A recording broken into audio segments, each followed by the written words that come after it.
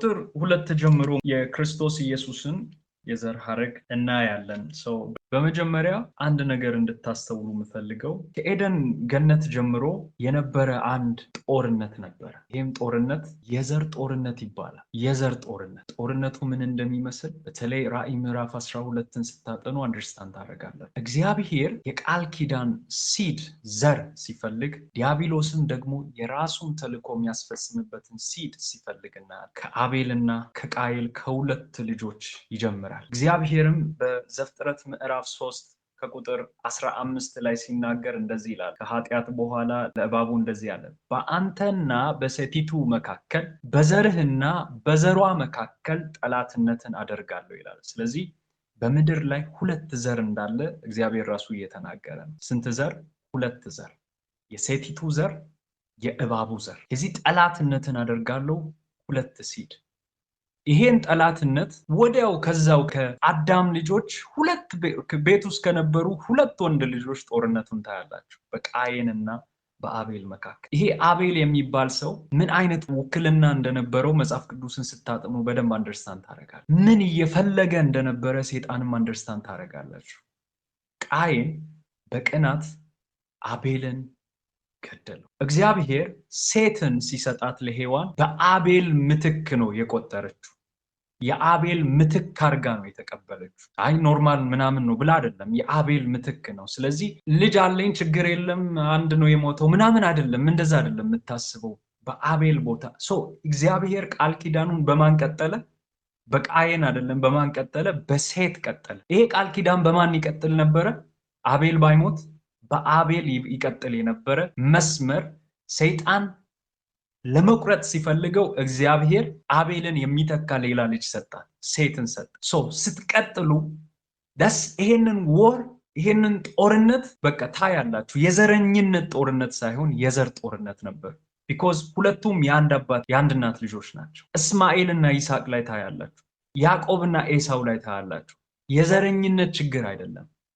ሪፕሬዘንት የሚያደርጉት ሲድ የዘር ልዩነት። ይሄ ዘር የአባት የእናት ዘር ሌላ ስለሆነ አይደለም። የሚወክሉት መንፈስ ዓለም፣ የተገዙለት መንፈስ ዓለምን የሚወክል ነው። ስለዚህ ዘር ያለ መጽሐፍ ቅዱሳችን በእነዚህ ሰዎች ላይ ያወራለው የአባት የእናት ጉዳይ አይደለም። የወከሉት የሚኖሩለት መንፈስ ዓለምን የሚያሳይ። ክብር ለጌታ ለኢየሱስ ይሁን። መጽሐፍ ቅዱስ ውስጥ የነበረ የዲያብሎስ ፋይት፣ የጨለማ ፋይት፣ ከዛ ከአቤል የጀመረው የጨለማ ፋይት ዓላማው ምንድነው ካላችሁ የመጨረሻው የሴቲቱን ዘር መገለጥ መከልከል ነበር። እሱም ማነው? ክርስቶስ ኢየሱስ። አብዛኞቹን ደግሞ ስታዩ የተባረኩ ሰዎች ናቸው። አብዛኞቹ በኩሮች ናቸው። ሌሎቹ ደግሞ በኩር ባይሆኑ የብኩርና ብሌሲንግ ያለባቸው ናቸው። ታናሽ ሆነው ግን በእግዚአብሔር ፌቨር በኩር የሆኑ ሰዎች ናቸው። እግዚአብሔር በኩር አድርጎ የቆጠራቸው ናቸው። መዝሙር 89 ዳዊትን ራሱ በኩሬ አደርገዋለሁ ይላል። ይሄ ሰው በቤት ውስጥ በኩር ስለሆነ አይደለም፣ ስንተኛ ልጅ እንደሆነ ታውቃላችሁ። እግዚአብሔር ግን ፌቨር ሲያደርገው የበኩር ፌቨር ሲሰጠው እናያለን። ግን እነዚህ ሰዎች ምንድነው ብሌሲንጋቸው? ይህንን ነው አንድ እንድታስተውሉ የፈለግኩት። ምንድነው ብሌሲንጋቸው? ምንድነው ልዩነታቸው? አሁን ተመልከቱ። ያዕቆብ ተባረከ ብለናል። ያዕቆብ ተባረከ። ከዛ ከላባ ተመልሶ ሲመጣ ኤሳው አመዳም ሆኖ ደሃ ሆኖ ምንም የሌለው ሆኖ የሚጠብቀው ነው የሚመስለው። ያዕቆብ በጣም ብዙ ከብት ኑሮት እና ያዕቆብ ስጦታ ሊሰጠው ስል ኧረ እኔ ሁሉ አለኝ አለው ኤሳው ራሱ። እኔ ሁሉ አለኝ ችግር የለውም ካንተ የምቀበለው ምንም እኔ የምበላ ያጣው ሰው አይደለሁም፣ ከብቶች አሉኝ ልጆች አሉኝ እግዚአብሔር ይመስገን አለው። ታዲያ ምንድነው ልዩነቱ? ኤሳው በተደጋጋሚ መባረኩ፣ እግዚአብሔር አግኝቶት መባረኩ፣ አባቱ መባረኩ ምንድነው ልዩነቱ? ኦኬ ምንድነው ልዩነቱ? በኖህ ቤተሰብ ውስጥ ከነበሩ 3 ወንድ ልጆች መካከል አንዱ ስፔሻሊ መባረኩ ምንድነው ልዩነቱ? የሴም በረከት ምንድነው ልዩነቱ? ከሌላው የበለጠ በልቶ ነው?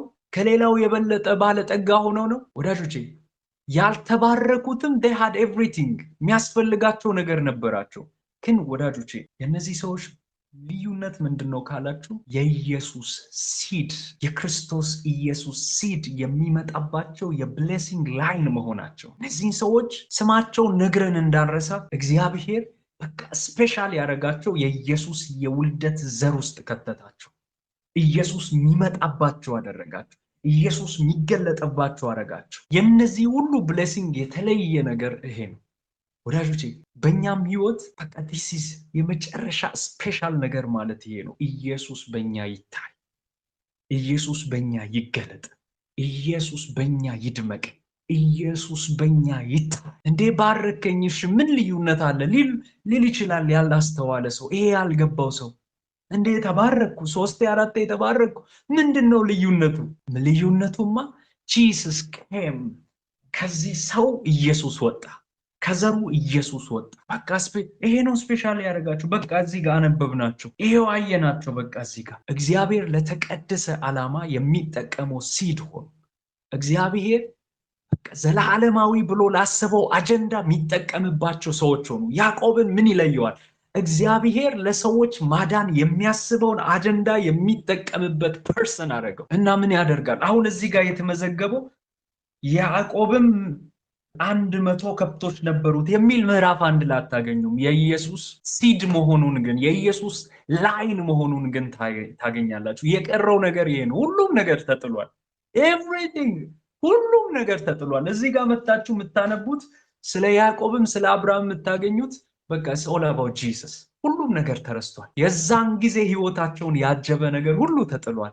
ኦንሊ ቲንግ የቀረው የክርስቶስ ኢየሱስ የመምጣቱ የዘላለም አጀንዳ ቻነል ሆኖ መንገድ ሆኖ እግዚአብሔር ከረከሰው ዓለም አምጥቷቸው ለከበረው አጀንዳ የሚጠቀማቸው ዘሮች ሆኑ። እግዚአብሔር እናንተንም ለዚህ ጠርቷል። አሜን። ሁለተኛው አስደናቂ ነገር የመጽሐፍ ቅዱስን አቴንሽን እዚህ ውስጥ ታያላችሁ። መጽሐፍ ቅዱስ እንዴት የተያያዘ አንድ ነገር ላይ ብቻ ፎከስድ የሆነ ነገር እንደሆነ ታያላችሁ። ኢየሱስ ክርስቶስ ዮሐንስ ወንጌል ምዕራፍ 5 ላይ መጽሐፍት ሁሉ ስለኔ ይናገራል ብሎ እንደተናገረ አንዳንድ ታሪኮች ለምን ገቡ ልትሉ ትችላላችሁ። ለምሳሌ መጽሐፍ ቅዱሳችን በጣም የሚገርመኝ ዘፍጥረት 38 ላይ ስትሄዱ ዘፍጥረት 37 ላይ ስለ ዮሴፍ እያወራ ዘፍጥረት 38 ላይ ጃምፕ አድርጎ ታሪኩን መሃል ላይ አቁሞ ሌላ ታሪክ ይቀጥላል። ይሁዳና ትዕማር። ይሄን ታሪክ ይቀጥሏል ብላችሁ ስታስቡ ደግሞ ዘፍጥረት ምዕራፍ 39 ላይ ተመልሶ ወደ ዮሴፍ ይገባል። ቆይ አሁን ይሁዳና ትዕማር ስቶሪያቸውን ስታዩ አንደኛ ታሪኩ በጣም ብዙ አሳዛኝ ነገር ያለው የይሁዳ ግብዝነት፣ የትዕማር ብልሃቷን ደስ ማይል የሆነ የተጠቀመችውን ስትራቴጂ ምናምን የሆነ ደስ የሚል አይመስልም ስቶሪው። ታዲያ ለምን ገባ ልትሉ ትችላላችሁ። ፎር ፐርፐስ ለጉዳይ ነው። ማቴዎስ ወንጌል ላይ ከምታዩ የዘር ሐረጎች ውስጥ የሚያስደንቃችሁ አንደኛው የኢየሱስ ክርስቶስ ሲድ ውስጥ እቺ ትዕማር የምትባል ሴት መግባቷ ከቁጥር 3 ላይ እንደዚህ ይላል። ይሁዳ ከትዕማር ፋሬስን እና ዛራን ወለደ፣ ፋሬስ ኤስሮምን ወለደ፣ ኤስሮምም አራምን ወለደ እያለ ይቀጥላል። አስደናቂ ነገር። መጽሐፍ ቅዱስ ለምን መካከል ላይ የሆነ እቺን ታሪክ የዮሴፍን ታሪክ አስቆሞ የትዕማርን ጉዳይ አስገባ ካላችሁ ጉዳዩ እዚህ ጋር ነው ወዳጆች፣ ጉዳዩ እዚህ ጋር ነው። ማውራት የሚፈልገው ስለ አንድ አቴንሽን የሰጠው መጽሐፍ ቅዱሳችን አቴንሽን የሰጠው ጉዳይ አለ።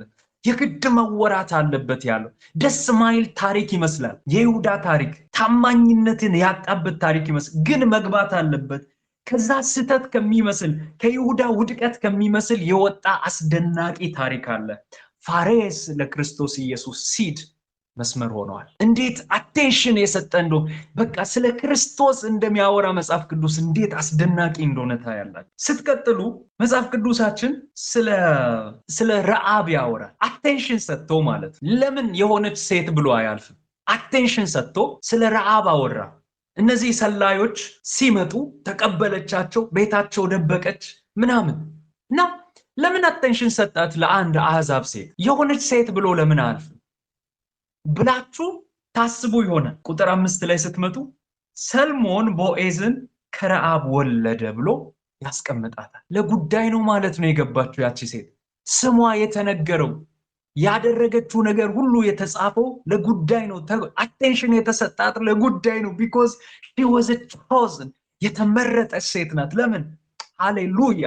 ምንም መሞት የተገባት ብትሆን ከነዚህ የእግዚአብሔርን አጀንዳ ይዞ ከመጡት ሰዎች ጋር በእምነት በመተባበሯ she came into this seed ወደዚህ ዘር ገብታ ኢየሱስ ክርስቶስ የተገለጠባት ሴት ሆነች። ኢየሱስ ጌታ። አስደናቂ ነው መጽሐፍ ቅዱሳችን ወዳጆች፣ አስደናቂ። ሌላኛው በጣም አሁንም ልታስቡ የምትችሉት ስለ ሩት ለምን አወራ መጽሐፍ ቅዱስ? ለምን አቴንሽን ሰጠ? እንደዚህ አይነት ስንት ታሪክ ይኖራል። ኦኬ ሞዓባዊት ነበረች ምናምን ተያይዛ መጣች። ለምን አቴንሽን ሰጣት? ይሄን ያህል ቦዔዝ ጋር መጣ ምን ብላ ለምን አቴንሽን ሰጠ? ከዚህ የበለጠ ታሪክ የለም ወይ? ስለ ኢየሱስ ማውራት ስለፈለገ ነው። አሜን በሏ። ስለ ኢየሱስ ማውራት ስለፈለገ ነው። ከቁጥር 5 ላይ እንደዚህ ይላል፣ ቦዔዝ ከሩት ኢዮቤድን ወለደ ይላል። ሃሌሉያ። አስናራባው ሩት እኮ ስለ ሩት ማውራት ፈልጎ አይደለም። ስለ ትዕማር ማውራት ፈልጎ አይደለም። ስለ ረሃብ ማውራት ፈልጎ አይደለም። የሚመጣ ሲድ ስላለ ዘር ስላለ ስለ ዘሩ ማውራት ስለፈለገ እንጂ እነሱ አይደሉም ፎከሶቹ። እነሱ ላይ አይደለም ባይብል ያነጣጠረው። ኖ እነሱ ውስጥ ዞም ሲደረግ የሚታይ ሲድ አለ፣ ዘር አለ። ስለሱ ነው ማውራት የፈለገው። አሁን ገብቶናል። ሌላኛው በጣም የሚገርመው ታሪክ ሲጻፍ እንደምታውቁት የጀብዱ ታሪክ ዳዊትን የመሰለ ጀግና፣ ዳዊትን የመሰለ በጣም አስደናቂ የእምነት ሰው ለምን ውድቀቱ ተጻፈ? ለምን የኦሪዮን ሚስት ጋራ ያደረገው ኃጢአት ተጻፈ? እግዚአብሔር ከዛ ውድቀት ከሚመስል ታሪክ ውስጥ ያወጣው መልካም ነገር ስላለ። ኦ ማይ ሎርድ ጂሰስ። ወዳጆቼ የትህትና ልብ እና ለእግዚአብሔር የተገዛ ልብ ሲኖራችሁ ወዳጆቼ እግዚአብሔር ውድቀታችሁን እንኳን አባክንባችሁ። ለምን አቴንሽን ሰጥቶ መጽሐፍ ቅዱሳችን አወራ ውድቀቱን? ዳዊትን የመሰለ ንጉስ እንዴት የጀብዱ መጽሐፍ በተጻፈበት ያንን የመሰለ ጸያፍ ኃጢአት አንዱ ተያይዞ ካንዱ ጋራ የተገናኘ የኃጢአት የተጨማለቀበት ታሪክ እንዴት ይጻፋል? በህይወት እያላችሁ የእናንተ ታሪክ እንደዚህ ብጻፍ ምን ትላላችሁ?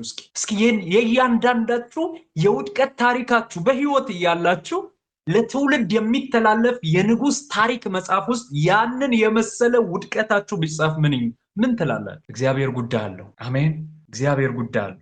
ከቁጥር 6 እሰይ ንጉስ ዳዊትን ወለደ፣ ዳዊት ከኦሪዮ ሚስት ከነበረችው ሰልሞንን ወለደ የሚል ቃል ታገኛላችሁ። ሃሌሉያ። ኧረ የመጽሐፍ ቅዱስ አቴንሽን አንድ ነው። ኢየሱስ ክርስቶስ ጌታ ነው። ኧረ የመጽሐፍ ቅዱስ አቴንሽን አንድ ነው። እናንተ ያንን ውድቀት እንኳን ስታነቡ የሚነበብ እንዳለ ያንን የሩትን የእምነት ስታነቡ የሚነበብ አንድ ዘር አለ። ያንን የመሰለ ያንን ውድቀት የመሰለ ምን የመሰለ እነዛን ታሪኮች ስታነሱ የሚነሳ አንድ ፎከስ አለ። ኢየሱስን ሚስ ያደረገ መጽሐፍ ቅዱስ አንባቢ ሲያሳዝን ወዳጆቼ፣ እንዴት መጽሐፍ ቅዱሳችን ይሄንን ዘር ፕሮሞት ለማድረግ ይሄንን የሚመጣውን መሲህ ንጉስ ፕሮሞት ለማድረግ አቴንሽኑን ዙም እንዴት እንዳደረገ ተመልከቱ። ሶል አባውት ጂሰስ። መጽሐፍ ሁሉ ስለ ኢየሱስ ያወራሉ። አሜን። ኢየሱስ ያድናል። ኢየሱስን አትሳቱት። መጽሐፍ ስታነቡ ተሟሙቃችሁ ኢየሱስን ሚስ አታልኩት። ሶል አባውት ጂሰስ። ሶል አባውት ጂሰስ። ሩት ፎከሳችን አይደለች። ሃሌሉያ። ትዕማር ፎከሳችን አይደለች። አለ በዚህ ሁሉ ውስጥ ፕሮሞት የሚደረግ አለ። አሜን። ኢየሱስ ጌታ ነው። እግዚአብሔር ዲያብሎስን እያደናገረው እዚህ ጋር መጥቶ በቃ ዘሩ ተበላሸ ሲል፣ በቃ ዳዊት እዚህ ጋር ወደቀ፣ ዳዊት እዚህ ጋር ረከሰ፣ ከዚህ በኋላ ይሄ ዘር እንዳይቀጥል አረኩት ሲል ከውድቀቱ እንኳን ኢየሱስ ክርስቶስ እንዲገለጥ ሃሌሉያ። ሰይጣንን እየሸወደው ይሄንን ያክል ከረከሰው ከዳዊት እንኳን መልካም ነገር አይወጣም፣ ይሄው አገኘሁት ሲለው፣ ይሄንን ዘር አረከስኩት ሲለው ሃውል ሾው ዩ ምን እንደማረግ አሳያለሁ። ስንት ሚስቶች አሉት ዳዊት? ከነዛ ሚስቶች አይደለም ውድቀት ነው ብለህ ካጠመድከው ከወጥመድ ኢየሱስ ክርስቶስ እንዲመጣ አረጋለሁ አለ እግዚአብሔር። ኢየሱስ ለዘላለም ጌታ ነው። እግዚአብሔር ድንቅ ነው። ባካችሁ ከዛ በፊት ያገባችሁ ሚስቶች እያለ እንዴት በዚህ መስመር እንዴት በዚህኛው መስመር ነው እግዚአብሔር ማዳኑን ማሳየት ስለፈለገ፣ እግዚአብሔር እንዴት ታማኝ እንደሆነ እንዴት ድንቅ እንደሆነ ማሳየት ስለፈለገ ውድቀቱ ትንሣኤን አወጣ። ተሰበርኩ ካለበት እግዚአብሔር ንስሐ ሲገባ በፊቱ ሲያለቅስ በእውነተኛ ንስሐ ወደፊቱ ሲመለስ እግዚአብሔር እንደዚህ ያለ ኖ ከውድቀት ከተጸጸትክበት ከዛ ሰይጣን አጠፋውት ካለበት መልካም ነገር አወጣለሁ አለ። እግዚአብሔር መልካም ነገር አወጣ። እግዚአብሔርን ለሚወዱት ለሐሳቡ ለተጠሩት እግዚአብሔርን ለወደዱት ለሚያፈቅሩት ለሐሳቡ ለተጠሩት ነገር ሁሉ ተያይዞ ለበጎ እንዲሰራላችሁ ይህንን እናውቃለን። በእውነት እግዚአብሔርን ትወዱታላችሁ? በእውነት የሚጸጸት የሚመለስ ልብ አላችሁ? ያ የውድቀት ዘመናችሁ እንኳን ኪሳራ አይሆንም። እግዚአብሔር ከዛ ውስጥ ድል ያወጣል። እግዚአብሔር በእኔ መክሰር አያውቅም፣ በእኛ መክሰር አያውቅም። እግዚአብሔር በእናንተ መክሰር አያውቅም። እግዚአብሔር ከዛ ውድቀት ከሚመስል ነገር መልካም ነገር አውጥቶ የመቆማችሁን ብቃት የሚጨምር የመጽናታችሁን ልክ የሚጨምር ትልቅ ትምህርት፣ ትልቅ ጽናት፣ ትልቅ ብርታት እንዲሆንላችሁ መስራት ይችላል። እዚህ መጽሐፍ ቅዱሳችን በጣም አቴንሽን የሰጠ መጽሐፍ። ዘፍጥረት ጀምራችሁ ስታነቡ ዝም ብላችሁ አታንብቡ። ኢየሱስን እዩት፣ ኢየሱስን እዩት። ዳዊትን ስታነቡ ኢየሱስን እዩት። አሜን። ሩትን ስታነቡ ኢየሱስን እዩት። እነዚህ ታሪኮች ስታነቡ ኢየሱስን እዩት። ይሄ ትውልድ ወዳጆቼ፣ ይሄ ትውልድ መጽሐፍ ቅዱስን እንደ ታሪክ ሳይሆን ኢየሱስን እያየ የሚያነብ ትውልድ መሆን አለበት። ይበቃናል። ታሪክ ማውራት ይበቃል። ታሪክ ማውራት አይደለም ጉዳዩ። ኢየሱስን አትሳቱ። It's all about Jesus። ስለ ክርስቶስ ነው። ዳዊት he's not the main actor። እሱ አይደለም ዋናው አክተር፣ እሱ አይደለም። ዳዊትን ስታዩ የዳዊትን ልጅ ካላያችሁ you missed it። ለዳዊት ትልቅ ትኩረት የተሰጠው it's not about him። ስለሱ አይደለም፣ የዳዊትን ልጅ ታውቁ ዘንድ ነው። አብርሃም ትልቅ ፎከስ የተሰጠው ዝም ብሎ እንዳይመስላችሁ it's all about Jesus።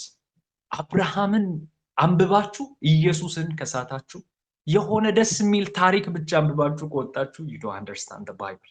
መጽሐፍ ቅዱስ አንድ ነገር ላይ ብቻ እየተጣደፈ እየቸኮለ ወደዚህ የመገለጥ መጨረሻ ደርሶ ኢየሱስን ይፋ አድርጎ ለማሳየት የሚቸኩል መጽሐፍ። ከዘፍጥረት ጀምራችሁ እዩ። በቃ ወደዚህ ዋናው ጉዳይ ለመምጣት የሚቸኩል መጽሐፍ። ኢየሱስ ያድናል። ክብር ለአብ ይሁን። እዚህ ጋር እናበቃለን።